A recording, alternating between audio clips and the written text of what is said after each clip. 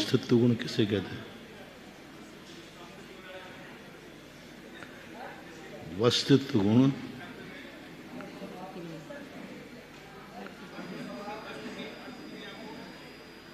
अपने अपने अर्थ क्रिया को जो बनाए रखता है, परिवर्तन नहीं होने देता है। हाँ, ऐसा प्रमेयत्व गुण किसे कहते हैं?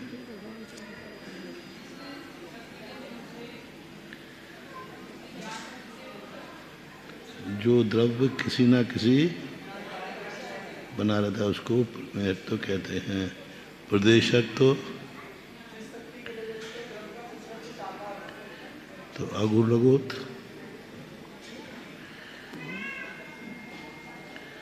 जिस शक्ति के निमित्त से द्रव्य की द्रव्यता कायम रहती है, द्रव्य की द्रव्यता कायम रहती है, द्रव्य की द्रव्यता कायम रहती है, कायम से क्या कहते हैं? उसे अगुण लघुत्व कहते हैं। और भी आगे है ये तो अगुण। एक द्रव्य दूसरे द्रव्य में हाँ, जब तक ये नहीं बोलोगे नहीं परिणमता तब तक वो पूर्ण नहीं माना जाएगा। क्योंकि अगुरु लघु है, तो अगुरु लघु का अर्थ है अपने द्रव्य की द्रव्यत्व को बनाए रखना और पर रूप नहीं होना। ये दो बनाओगे, अकेले ये बोल दिया अपने द्रव्यत्व को कायम रखना तो वस्तुत्व गुण हो गया। द्रव्यत्व क्या है? वस्तु क्या अर्थ क्रिया है। द्रव्यत्व गुण पर रूप नहीं होने देना, ये साथ में बोलोगे तभी अगुण लघु गुण की परिभाषा मानी जाएगी।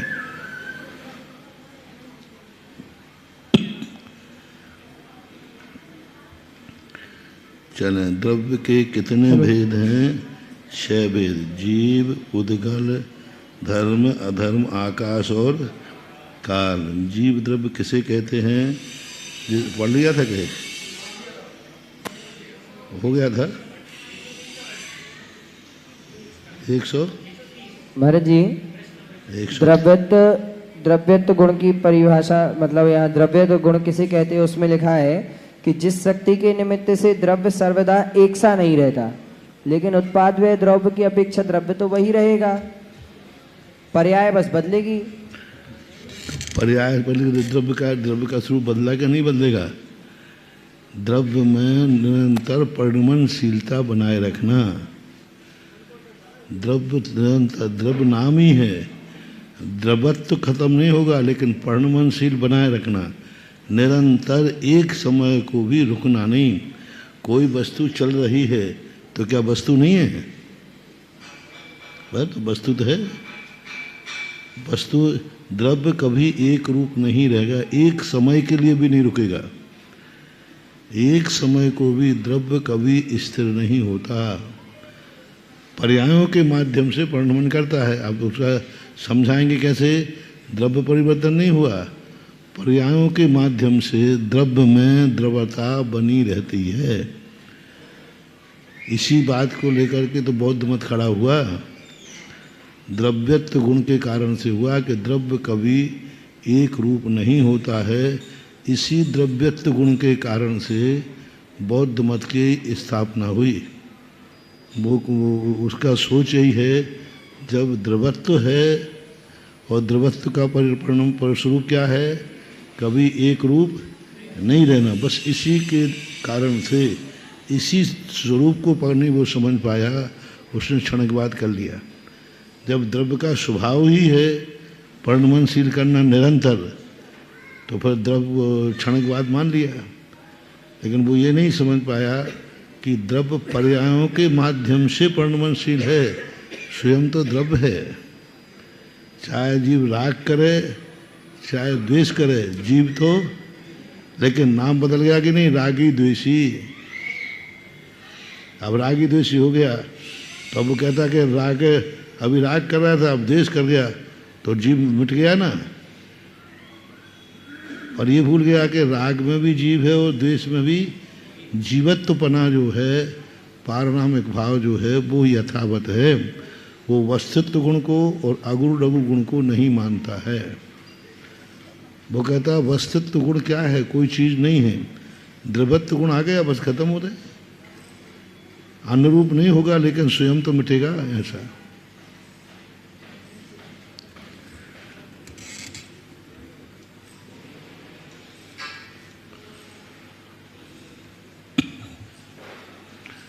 बंध किसे कहते हैं?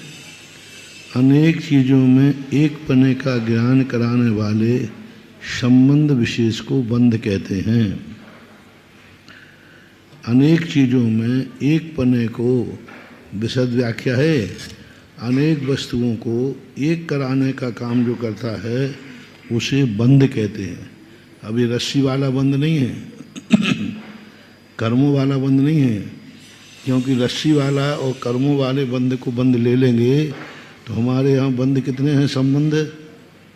संश्लेष संबंध भी है, संयोग संबंध भी है, तादात्म्य संबंध भी है, तो ये संबंध है। यहाँ संबंध का अर्थ है अनेक वस्तुओं को एक रूप में इकट्ठा करना। जैसे संश्लेष हो गया, संयोग हो गया, संयोग संबंध हो गया, संयोग बंध है, तो ऐसा।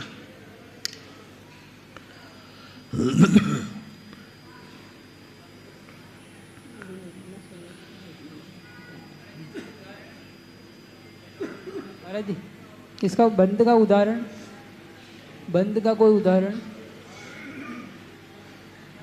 यहाँ जो बंध दे रहे हैं, यहाँ बंध के देने की जरूरत क्या थी? यहाँ द्रव्यों का वर्णन चल रहा है, तो पुद्गल द्रव्य के दो भेद किए थे। कौन से? परमाणु और स्कंद। और स्कंद की परिभाषा क्या बता दी थी? अनेक परमाणुओं के बंध को। तो अब ये बंध की परिभाषा लाना पड़ी, यहाँ जरूरी नहीं थी, लेकिन मानते आने के जब दो पुद्गल परमाणु अलग अलग हैं तो वो कैसे इकट्ठे हो गए? तो उन्होंने कहा कि अनेक जो द्रव्यों को एक फना करना, अनेक परमाणु मिलकर के एक हो जाते हैं। जैसे आटा ले लो, आटा अलग अलग है, पानी डाल दो तो बंद हो गया। कीचड़ है, कीचड़ में पानी मिल गया, धूल बंद हो गया, लोस्ट बन गया। तो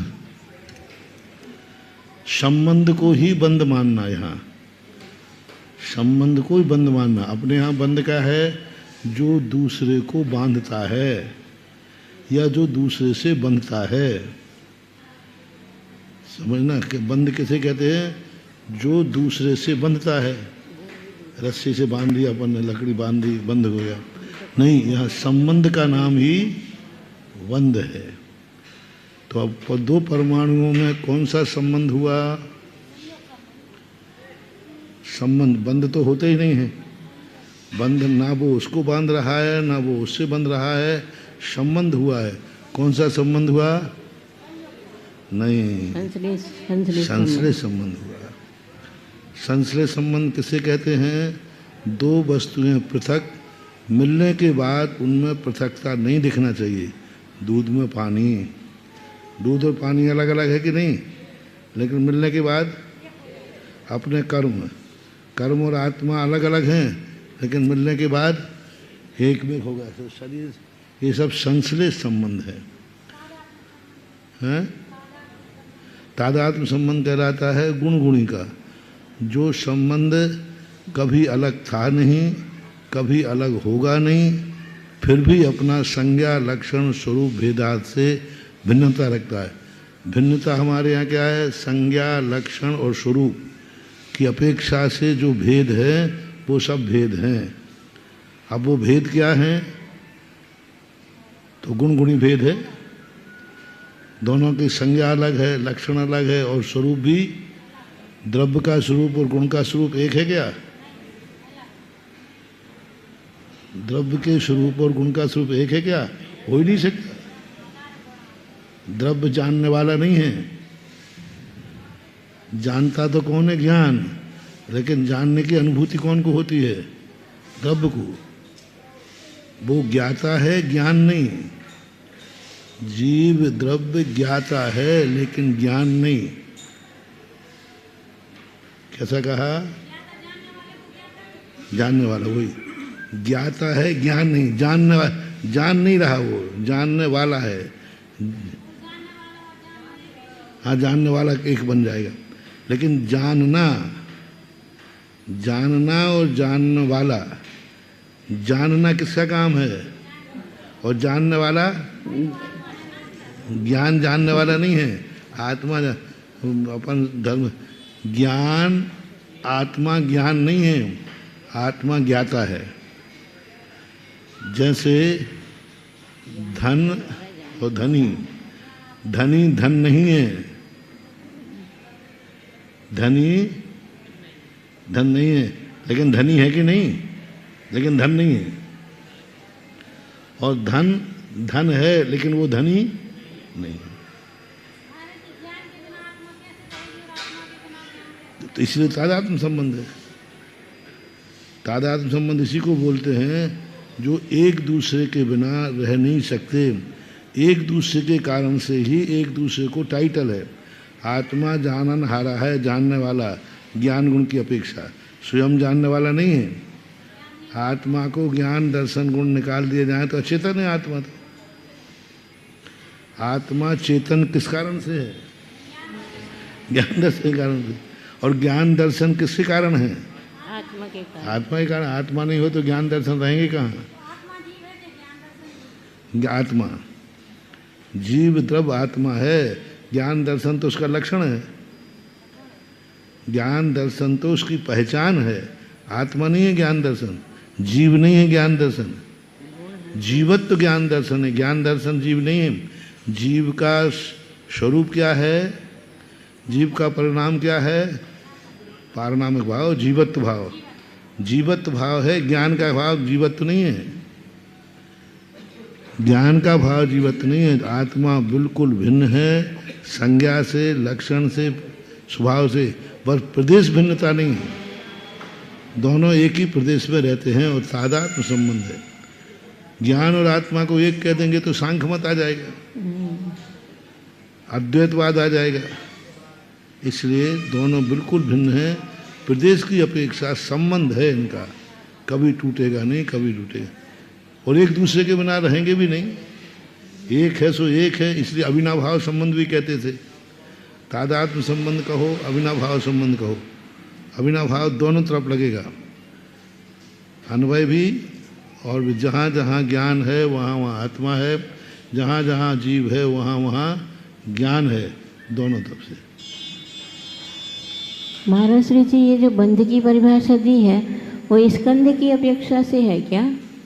ये जो इन्होंने बंध की परिभाषा दी है वो स्कंद की विवक्षा को लेकर के है? इसका दिया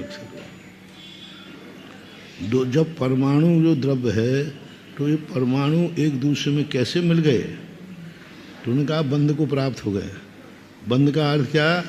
अनेक समूह जो हैं एक मेक हो गए, एक नहीं हो गए।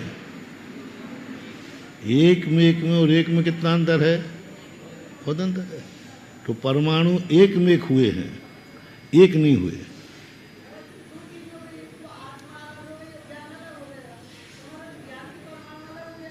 नहीं, परमाणु होते ही नहीं। अविभागी प्रतिषेध भिन्न है। ज्ञान की शक्ति भिन्न है, दर्शन की शक्ति भिन्न है, आत्मा की शक्ति भिन्न है। आत्मा में अनुभव करने की शक्ति है, आत्मा की पर्याय अलग है, ज्ञान की पर्याय अलग है, दर्शन की पर्याय अलग है, अनंत गुणों की पर्याय अलग है, द्रव्य पर्याय अलग है।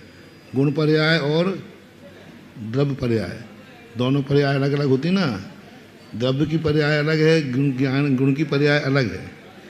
वो जानन रूप पर्याय है, जानने वाले के अनुभव रूप पर्याय है। आत्मा की क्या निकलेगी? अनुभव रूप पर्याय। और ज्ञान की क्या निकलेगी? जानने रूप पर्याय। ज्ञान जान रहा है और जाने हुए अनुभव आत्मा कर रही है, तो उसका अनुभव रूप परिणाम निकलेगा। दोनों की पर्याय, द्रव्य गुण पर्याय एक ही मान लिए दोनों की पर्याय, तो सब गड़बड़ हो जाएगा। फिर दर्शन गुण की पर्याय, आत्मा की पर्याय क्या है? अनुभव करना। और देखने की पर्याय ज्ञान की, दर्शन की है। जानने की पर्याय ज्ञान की है। तो कितनी पर्याय हैं? अनंत पर्याय हैं। अनंत गुण की अनंत अनंत पर्याय हैं। और अनंत पर्याय होकर के भी आत्मा की कितनी पर्याय हैं एक समय में? गुण की अनंत पर्याय हैं, पर आत्मा की एक ही पर्याय, एक पर्याय, एक ही पर्याय ही होगी। अनंत पर्यायों की अनुभव करने वाला आत्मा एक पर्याय वाला है। और उसी समय आत्मा के अंदर अनंत पर्याय, अगुरु की अलग गुण है, प्रदेशत्व की अलग है, वस्तुत्व की अलग है, ज्ञान की अलग है, दर्शन की अलग है, चारित्र की अलग है। ऐसा कोई गुण नहीं है जिसमें प्रति समय कोई ना कोई पर्याय न निकलती हो। अनंत पर्याय का अनुभव कैसे करेगी फिर आत्मा? अनंत पर्याय का अनुभव कैसे करेगी आत्मा? आत्मा अनंत पर्याय को अनुभव एक पर्याय से करता है। कैसे? तो अनुभव रूप पर्याय, कैसे मालिक की पर्याय। एक व्यक्ति के 4 बेटे हैं, चारों भिन्न भिन्न है कि नहीं? बोलो। लेकिन बाप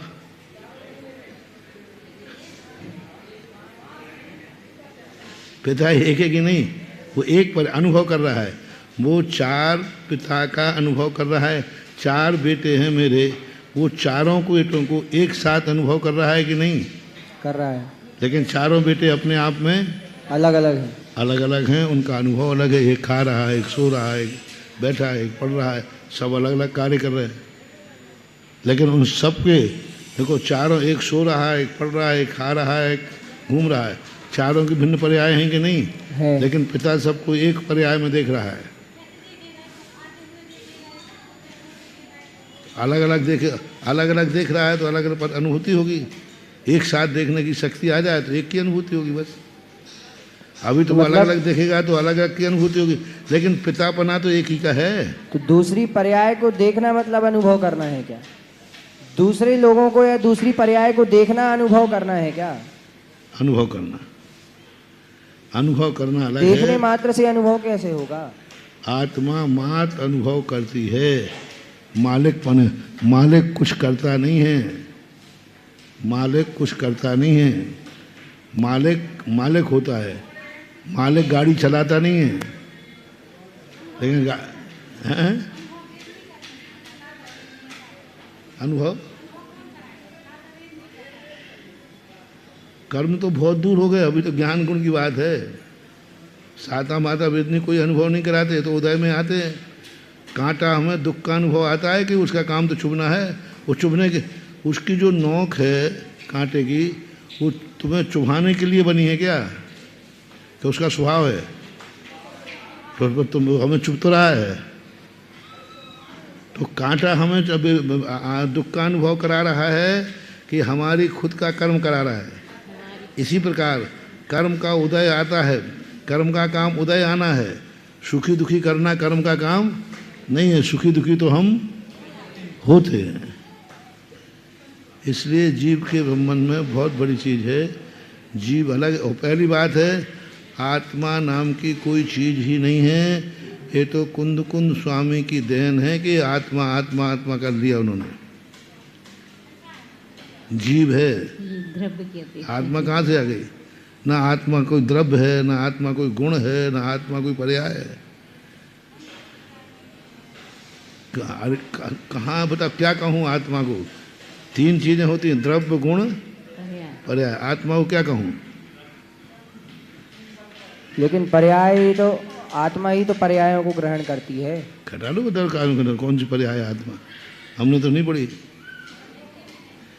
आत्मा नाम की कोई पर्याय कहीं पढ़ी हो तो बताओ। लेकिन पर्यायों को तो आत्मा ही ग्रहण करती है। गुणों के विकार को पर्याय कहते हैं।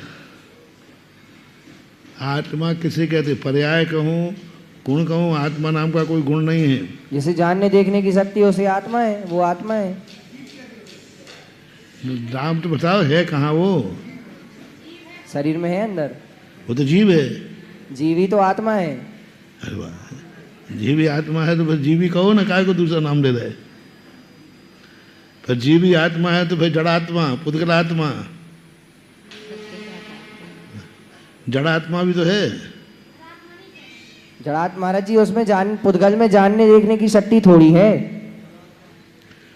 आत्मा शब्द जो है, पहली बात तो आत्मा शब्द कोई ना द्रव्य है, ना गुण है, ना पर्याय है।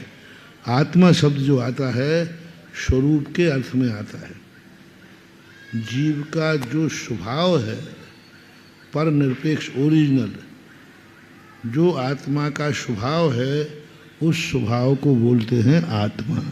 कहते भैया इसकी आत्मा क्या है,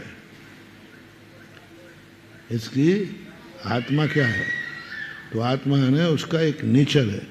समय सार को समय सार में मात्र स्वरूप का कथन करना था, जीव का नहीं। समय सार में जीव है ही नहीं, वो तो व्यवहार से है, व्यवहार से जीव हैं। जीवाजूब तत्व पुण्य पुण्य संबंध मोक्ष उषा द्रव्यानि योग दीपा शुद्ध विद्यालोक मार्गम निश्चय नय अभिधा ऐसा कुछ आया। तो ये सब व्यवहार से हैं, निश्चय नय से आत्मा है। निश्चय नय द्रव्य को नहीं पकड़ेगा और उसमें खास तौर से खास रूप से समय सार। समय सार कुंदकुंद भगवान ने बहुत ऊंची किताब है, बहुत ऊंची। यदि शय है ये सब कुंदकुंद स्वामी ने कहीं नहीं कहो। अंतरात्मा बहिरात्मा ये कहाँ कहे उन्होंने? ये 6 डालाकार हैं और पुरुषार्थ सिद्ध उपायकार, और ज़्यादा हैं तो पंचाध्यायी। हमारे आचार्यों ने ये 3 भेद कहीं किए ही नहीं। कुंदकुंद स्वामी ने कहीं नहीं किए भेद। ना अंतरात्मा बहिरात्मा, आत्मा आत्मा होती है क्या, बहिरात्मा क्या अंदर? समय सार ये 3 भेद कर ही नहीं सकता। वो जो उसमें नियम सार ग्रंथ में तो कहा है ना, बहिरप्पा और अंतरप्पा। बहिरप्पा और अंतरात्मा अलग है। बहिरात्मा अंतरात्मा और 3 प्रकार की परमात्मा, ये भेद करना अलग है। क्योंकि ये सब 3 भेद करेंगे तो ये सब पर्याय में चला जाएगा। बहिरात्मा अंतरात्मा कहना व्यवहार है कि ये बहरा समय सार में कोई बहिरात्मा नहीं, कोई अंतरात्मा नहीं, आत्मा शुद्ध त्रिकाली। आज कहा ना समय सार में, आज प्रातःकाल कहा समय सार में कहीं भी कोई चीज को प्राप्त करने का उपाय नहीं बताया। बस ये वस्तु ऐसी है, सिद्ध का ध्यान मत करो, शुद्ध का करो। बहुत अच्छी बात कही थी सुबह महाराज। हाँ, है ही नहीं। सिद्ध बगैर सिद्ध करोगे तो पुण्य का बंद होगा और तुम पर्याय में अटक रहे हो, सिद्ध बनने की सोच रहे हो। सिद्ध बनने वाला व्यक्ति समय सार को पढ़ ही नहीं था। सिद्ध बनने का भाव आते ही समय सार कहता बाहर जाओ यहाँ से। हमारे यहाँ सिद्ध बनने का कोई साधन नहीं है। शुद्ध बनना चाहो तो बताओ। अभी बात अलग है कि सिद्ध बने बिना हाँ, शुद्ध नहीं बनेंगे, लेकिन लक्ष्य क्या है, सिद्ध बनना कि शुद्ध बनना? शुद्ध। हाँ, ये उपलब्धि। तो फिर महाराज जी आत्मा कभी पर्याय से रहित होगी? पूरे समय सार में कथन है मात्र, और वस्तुतः है ही नहीं। कितनी बड़ी बात थी। सम्यक दर्शन को प्राप्ति के कोई उपाय नहीं है, सब झूठे हैं। कहने में आते हम सम्यक दर्शन का उपाय है ही नहीं। सब में मिथ्या दर्शन हटा रहे हैं। सम्यक दर्शन के प्राप्ति की अंतिम समय तक कार्य क्या हुआ? इसके टुकड़े करो, इसकी स्थिति कम करो। सम्यक दर्शन को प्राप्ति का क्या उपाय हुआ कि अब मैं प्राप्त कर रहा हूं, प्रकट हो गई बस।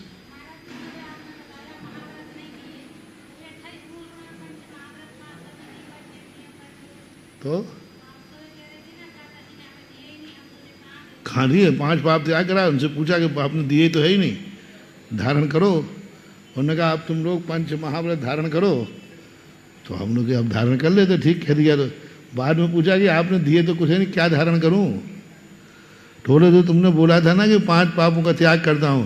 बस त्याग करना ही धारण करना है, क्योंकि उनका कोई अपने जो वास्तविक स्वरूप होता है, स्वरूप प्राप्तव्य नहीं है, वो तो प्राप्त है,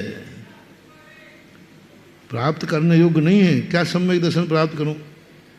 है ही नहीं सम्यक दर्शन प्राप्त करने जैसी चीज। अब केवल ज्ञान प्राप्त करूं, क्या करूं बताओ? कहाँ, कौन से कहाँ से जाऊं, कहाँ पकड़ूं? कुछ नहीं, आवरण हटा दो। आवरण हटता जाएगा, ज्ञान प्रकट चाहे वो मिथ्या दर्शन का हो चाहे सम्यक दर्शन का हो, शुरू से ले लो। मंदिर जाते हैं अपन को क्या है, क्या कर रहे हैं वहां पर, कर्मों का क्षय हो रहा है बस। जिनबिंब दर्शन का क्या बताया उन्होंने, निकाचित कर्मों का क्षय है, सब जगह त्याग है बस। सम्यक दर्शन हमें नहीं समझना है, सम्यक दर्शन न समझने की अपेक्षा दर्शन को प्राप्त करने का उपाय क्या है, सम्यक दर्शन के पास नहीं है। मिथ्या दर्शन को समझो, उसे हटाओ, यही उपाय है। तो सिद्धांत का क्या क्या, सिद्धांत का अतत्व तो सिद्धांत छोड़ दो बस। सिद्धांत क्या है, खोटे देव को छोड़ दो बस, फिर क्या बचा है। और यदि सच्चे देव को तुमने पकड़ा है और खोटे देव को नहीं छोड़ा, तो वो व्यक्ति सम्यक दृष्टि की मिथ्या दृष्टि है। सच्चे को तो पकड़ रहा है। यही तो कहा था 2 दिन पहले, कितने जैनी हैं जो सच्चे देव साध गुरु को मानते हैं, कट्टर हैं, लेकिन खोटे का त्याग नहीं किया।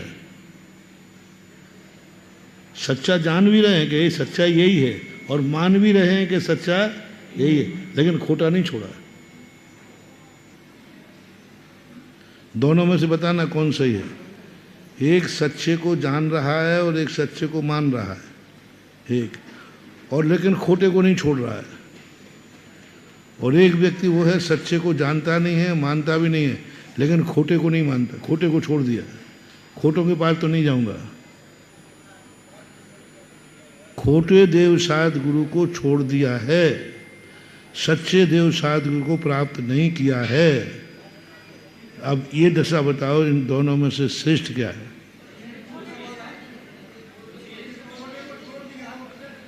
सच्चे को प्राप्त नहीं पहुंचा, इसी का नाम तो लब्धि है, इसी का नाम लब्धि है। लब्धि किसे कहते, सच्चे तक पहुंचा नहीं है, लेकिन खोटे को छोड़ दिया है। नहीं, यहां नहीं जाना, इसको मानना नहीं मानना, संसार में रहना नहीं रहना, राग द्वेष कसाय करना नहीं करना, तो फिर क्या करना वो हमें पता नहीं है। शौभ समृद्धि यही तो आएगी। संसार में रहना है नहीं रहना, तो फिर कहाँ रहना है वो पता नहीं है। लब्धि में डर गया, खोटा छोड़ रहा है, प्राप्त नहीं कर रहा है तो भी। इसलिए बंध को लिए स्कंद के कितने भेद हैं, आहार वर्णा, तेजस वर्णा, भाषा वर्णा, मनोवर्णा, कार्मन वर्णा आदि 23 भेद हैं। तो इनको 23 भेदों के वर्णन है। इन्होंने उन वर्णाओं को यहाँ ले लिया जो वर्णाओं का संबंध जीव से था।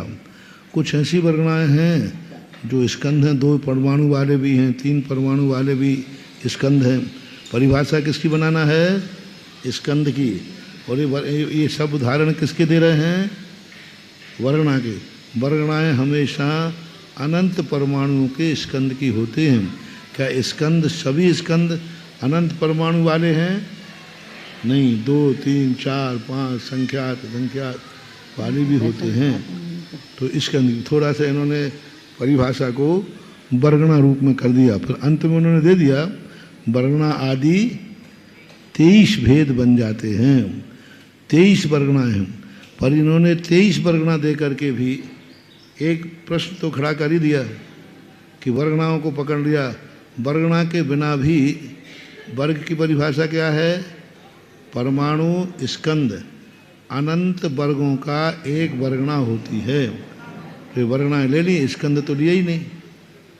दुख स्कंद आदि भी होते हैं, 23 वर्णा भी स्कंद हैं, इसमें कोई संदेह नहीं है। फिर लेकिन पूज्यवर वीर सिंह स्वामी महाराज ने कारण में कार्य को उपचार करके परमाणु को भी वर्णा संज्ञा दे दी है। उनका परमाणु भी वर्णा है क्योंकि उसमें वर्णा बनने की योग्यता है। इस अपेक्षा में आहार वर्णा किसे कहते हैं, औदारक, वैक्रियक, आहारक, इन 3 शरीर रूप तथा श्वासोश्वास रूप जो वर्णा प्रणमती है उसे आहार वर्णा कहते हैं। अब आहारक, वैक्रियक और औदारक 3 कह दिया, एक श्वासोश्वास शब्द और कह दिया। तो अब स्वाद रूप शब्द जो है वो भी आहार वर्णा के अंतर्गत लिया है।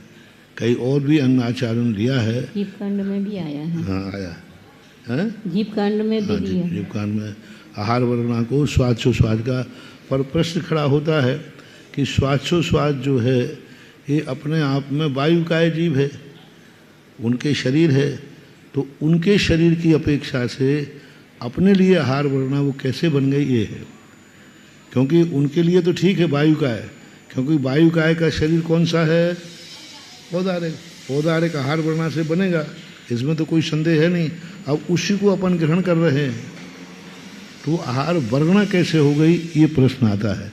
वर्णा वो होती है जिसको डायरेक्ट हम स्वयं ग्रहण करते हैं और वो हमारे उपयोग में आती है। हम स्वाद ना तो हमारे मांस मज्जा रूप परिणमित हो रही है, वो तो लेता हूँ और छोड़ देता हूँ, पर किसी रूप परिणमन नहीं किया हमने। हवा ली और छोड़ दी, मांस मज्जा आदि, बस वो तो हार्ट को चलाने के लिए है, ब्लड सर्कुलेशन बना रहे, इसलिए श्वास लेते हैं अपन।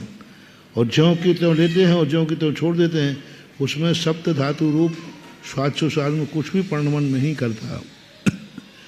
इसलिए औदारिक शरीर की अपेक्षा ये तो अपने लिए आहार वर्णा बना रहे हैं। स्वाद जो है दूसरे की अपेक्षा है और उसको आहार वर्णा के अंतर्गत ले रहे हैं। ये प्रश्न थोड़ा सा उठता है महा जिज्ञासा के रूप में। आगम में कहा है सूक्ष्म विषय है, इसलिए स्वीकार करने में कोई बाधा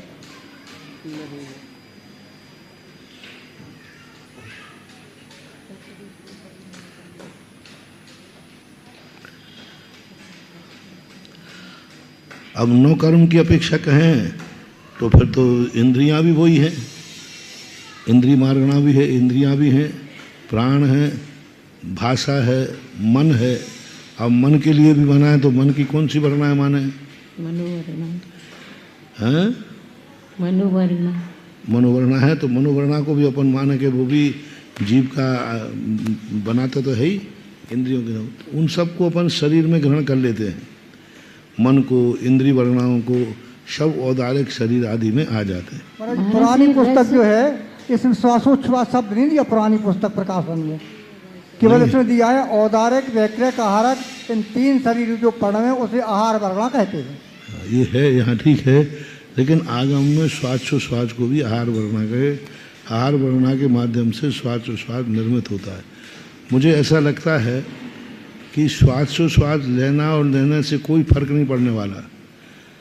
अंदर जा कर के उसको स्वाद को वो आहार रूप में ग्रहण करेगा तभी वो आहार वर्णा है। कई लोग हैं जिनके फेफड़े काम नहीं कर रहे हैं, तो अब श्वास तो जा ही रही है लेकिन वो ग्रहण नहीं कर पा रहा, इस अपेक्षा से दिया। और पुरानी पुस्तक में स्वाद नहीं दिया है। औदारिक शरीर किसे कहते हैं?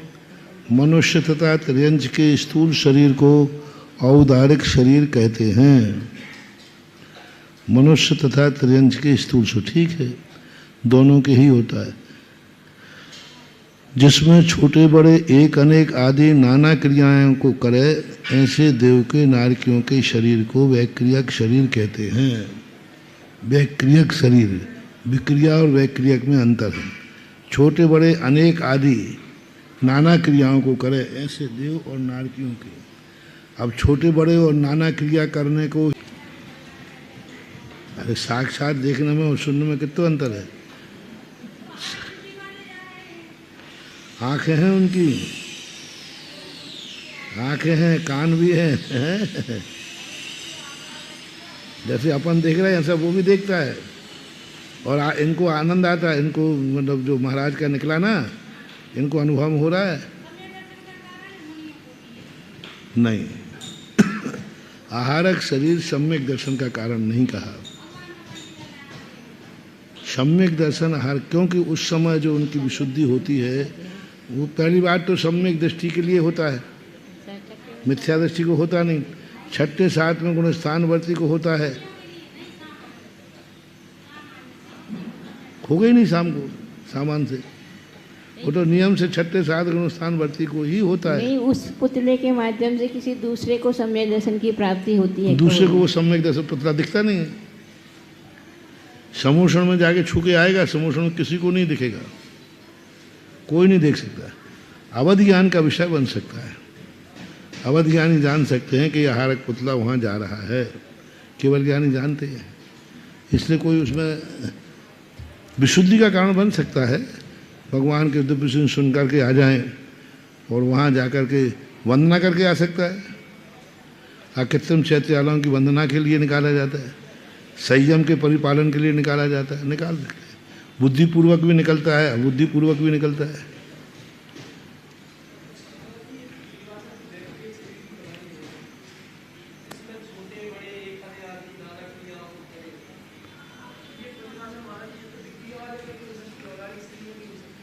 करते हैं, छोटा बड़ा करते हैं, अनेक करते हैं। हाँ, महिमा महिमा लग्न अपराक्रम प्राप्ति, ये गुण है ना उनके। इनके गुण जो आठ कहे ना, उनकी अवसर है। विक्रिया में लक्षण जाता है, इसलिए कई लोगों ने वैक्रियक शरीर को भी, दो इंद्रिय आदियों में भी वैक्रियक शरीर का उदय मान लिया, लेकिन वो घटित नहीं होता है।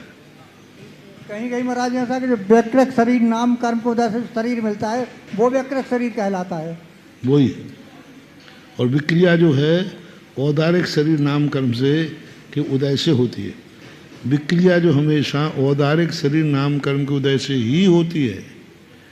विक्रिया जो अपन रिद्धि है, और विक्रियक शरीर जो है वो विक्रिया रिद्धि नहीं है, वो वैक्रियक शरीर का स्वभाव है। हालांकि वो भी विक्रिया करते हैं, उसको भी विक्रिया कहते हैं, लेकिन वो उनका स्वभाव है। और यहाँ विक्रिया जो है एक रिद्धि प्राप्त हो जाती है विशेष रूप से।